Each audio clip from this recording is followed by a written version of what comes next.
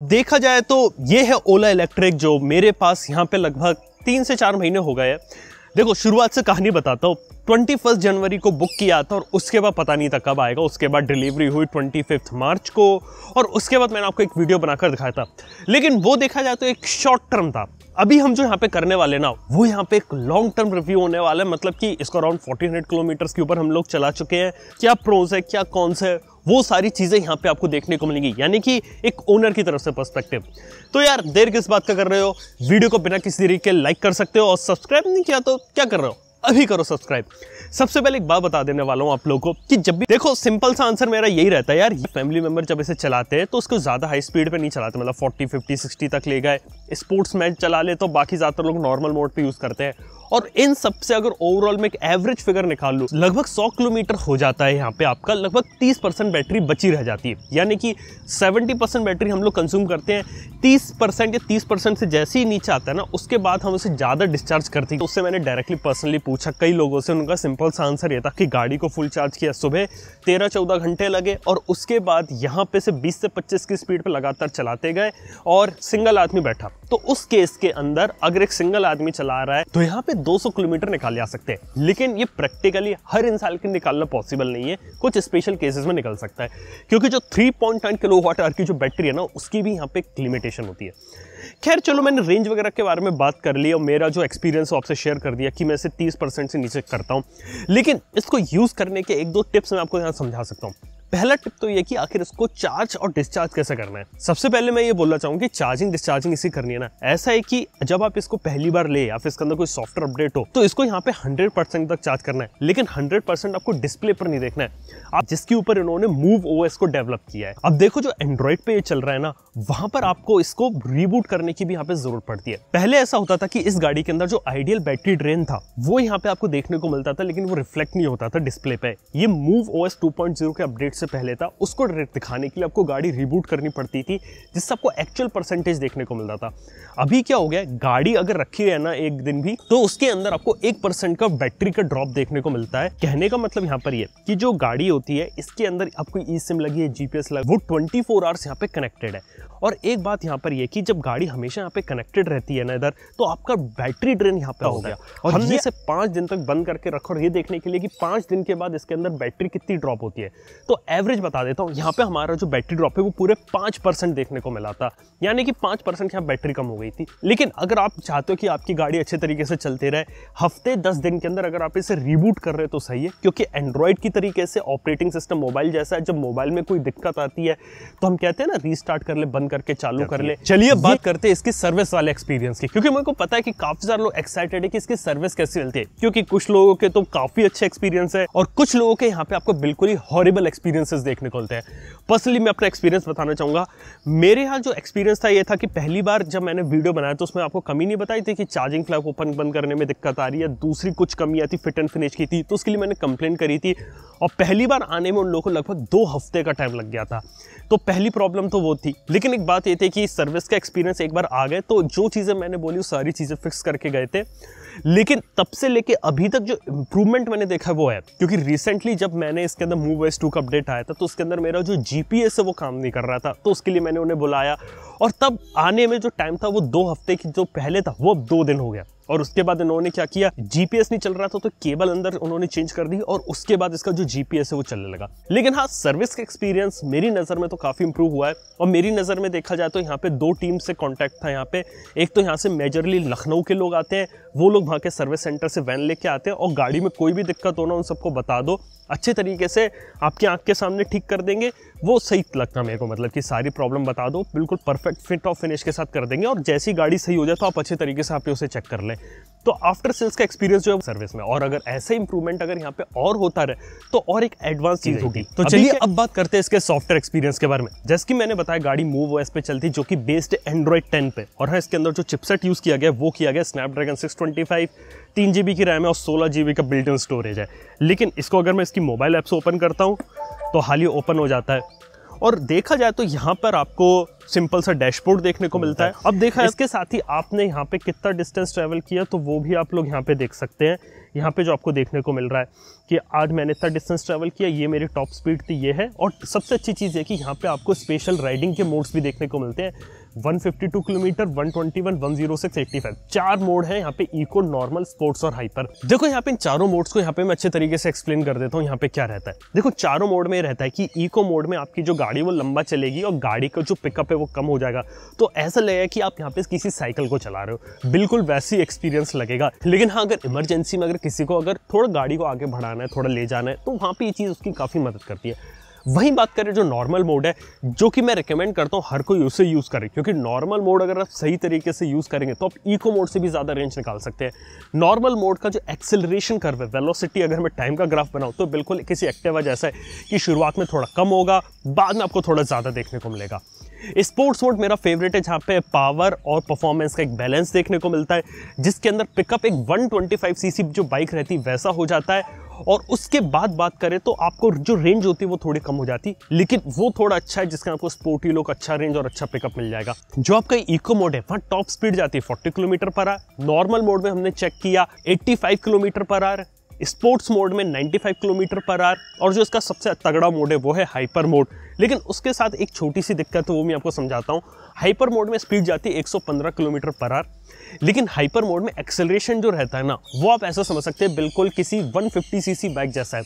Compare करने का तरीका बताऊं तो R15 से कंपेयर कर सकते हैं यामाहा की, तो वैसा आपको एक एक्सेलरेशन कर्व यहाँ देखने को मिलता है, तो वो चीज़ यहाँ बेटर है। हालांकि बात किया तो हाइपर मोड में छोटी सी दिक्कत जो हमने देखी वो ये लगी है कि यहाँ पे अगर आप 5 से 10 किलोमीटर लगातार फुल स्पीड में थ्रॉटल देके हाइपर मोड को चला ले, तो उसमें क्या रहता है कि यहाँ पे बैटरी गर्म होती है, मोटर गर्म होती है, और उसके बाद इसकी परफॉर्मेंस रिड्यूस हो जाती है, तो दोबारा से नॉर्मल या इको मोड में आता है। और ये एक छोटी चीज़ लगी कि हाइपर मोड के अंदर सस्टेन्ड परफॉर्मेंस है ना, वो यहाँ ली नहीं जा सकती, क्योंकि जैसा कि मैंने आप लोगों को बताया है कि यहाँ पे बैटरीज को फास्ट चार्ज और फास्ट डिस्चार्ज होना पसंद नहीं होता, और जब हाइपर मोड रहता है तो गाड़ी बहुत ही तेज़ी से डिस्चार्ज होती है, थर्मल्स कंट्रोल नहीं कर पाती, और वो आपकी बैटरी की लाइफ को बचाने के लिए यहाँ पे देखा जाए तो आपको हाइपर मोड के अंदर थर्मल थ्रॉटलिंग होती है, वो चीज़ देखने को मिलती है।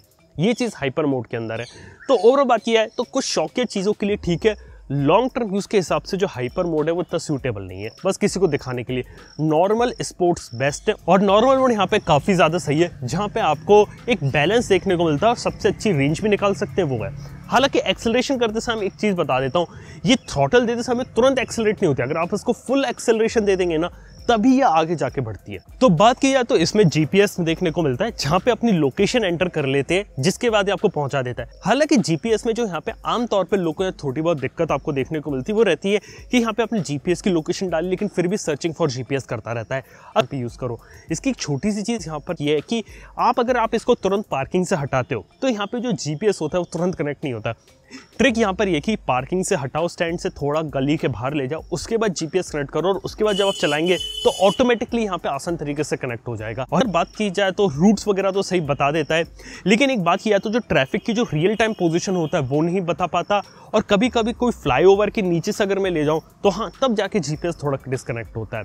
और रियल टाइम ट्रैफिक देखा जाए तो वो अभी भी गूगल मैप से थोड़ा बेटर तरीके से प्रोवाइड करता है। और इसी के साथ ही बात करें तो यहाँ पे आपको देखने को मिलते हैं 2 स्पीकर्स। यहाँ पे इधर बात करें तो यहाँ और यहाँ पे स्पीकर्स दे रखे हैं, छोटे स्पीकर है, और देखा है तो ब्लूटूथ स्पीकर है, ब्लूटूथ से आप कोई भी गाना यहाँ पे बजा सकते हैं। तो अगर मैं कोई भी नॉन कॉपीराइटेड साउंड अगर यहाँ पे बजाऊं तो आपको एक डेमो दिखा सकता हूँ यहाँ पे आवाज़ कैसी है।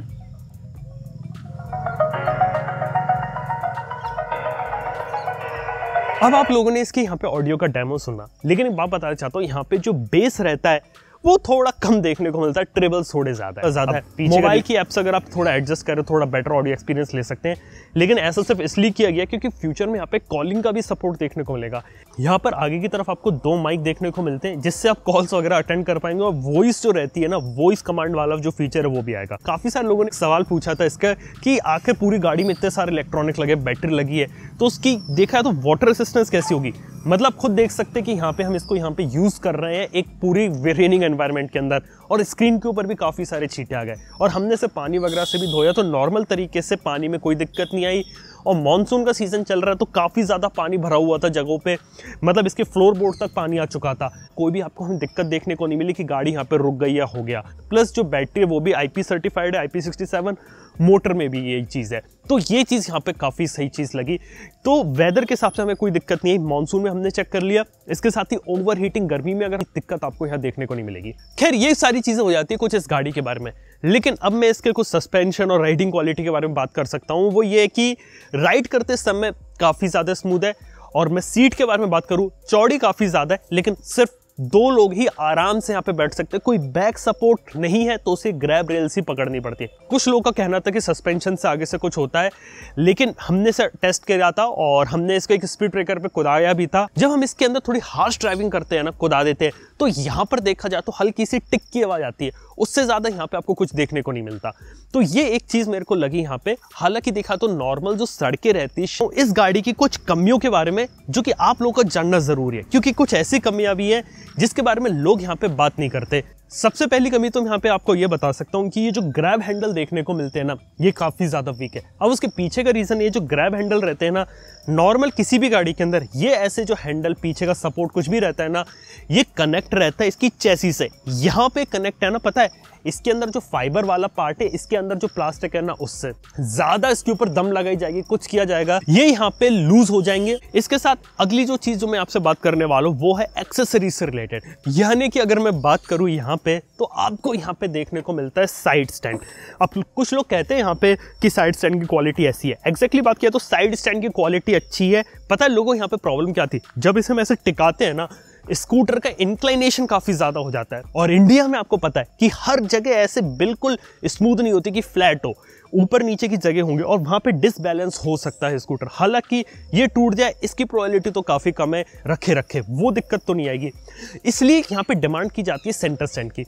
गाड़ी के नीचे ऐसे होल्स दे रखे सेंटर स्टैंड के लिए, लेकिन सेंटर स्टैंड अभी भी एक्सेसरी के रूप में आया नहीं है। अब देखा जाए तो सेंटर स्टैंड जब आएगा तो शायद ये हो सकता है कि लोग इसको पकड़ के पीछे खींचे, यानी कि गाड़ी को ऐसे खींचेंगे तो यहाँ पे ग्रैब हैंडल की प्रॉब्लम आ सकती है। इसके साथ एक और जो कमी वो है इसमें लेडीज फुटरेस्ट अभी तक नहीं आ पाया, जो कि काफ़ी इंपॉर्टेंट चीज़ है। किसी को अगर साइड फुटरेस्ट चाहिए तो वो चीज़ नहीं है इसके अंदर, और गाड़ी काफ़ी ऊँची है, तो ये एक दिक्कत है। तो एक्सेसरी एक ऐसी चीज़ है जो हमें जल्दी से जल्दी यहाँ पे चाहिए, जिसके कारण से गाड़ी का एक्सपीरियंस थोड़ा बेटर किया जा सके, क्योंकि वो देखा तो अभी भी जेन्युइन कमी है। और ख़ास तौर पे बिल्ड वाइज देखा जाए तो कुछ चीज़ें तो अच्छी है, जैसे कि चैसी काफ़ी ज़्यादा अच्छी है, चैसी स्ट्रॉन्ग है, मजबूत है। लेकिन वहीं बात करें जो प्लास्टिक यूज़ की है ना, उसकी क्वालिटी और थोड़ी बेटर हो सकती थी। लेकिन प्रॉब्लम है कि स्क्रैचेस आ सकते हैं। 3-4 महीने में मेरी गाड़ी पर भी स्क्रैचेस आ गए, बगल से कोई भी निकल जाए, कुछ भी हो जाए, स्क्रैचेस आने की जो प्रॉब्लम है वो है इसके अंदर। लेकिन अब बात करें गाड़ी देखा है तो हार्डवेयर के हिसाब से तो काफ़ी अच्छी है, जो चीज़ हमें यहाँ पे काफ़ी ज़्यादा पसंद आई।